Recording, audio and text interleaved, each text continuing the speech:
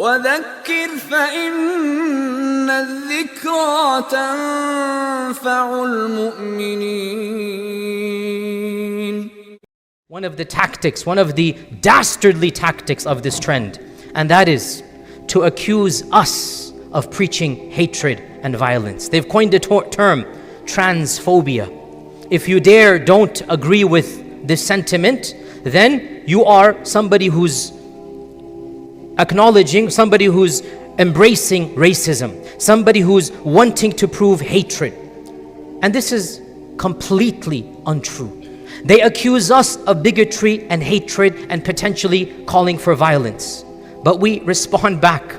Inventing terms, transphobia, doesn't change biological facts.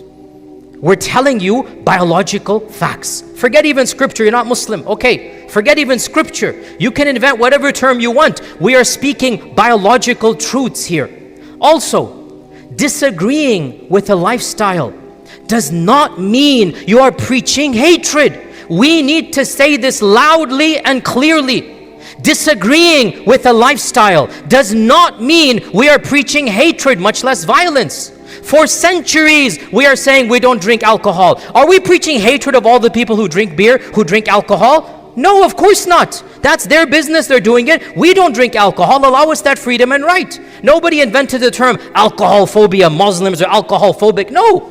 Our preaching of our morality does not mean we are preaching hatred, much less violence. That is your imagination. That is your false accusation. And it is there is nothing further from the truth. You have your lifestyle choices. Allow us to have our lifestyle choices as well. And we speak out against it, not only because we are believers in a higher power, but because we genuinely believe this is harmful, this is dangerous. If a young man or woman said, I want to cut my hand off, what would you say?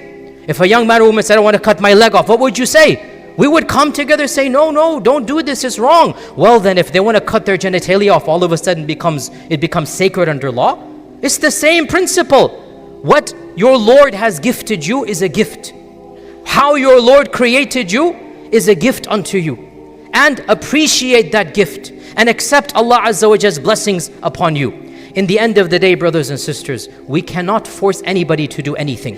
But we will draw the line when it comes to our rights, when it comes to our preaching, and especially when it comes to our children. Do whatever you will, you have to answer to your Lord.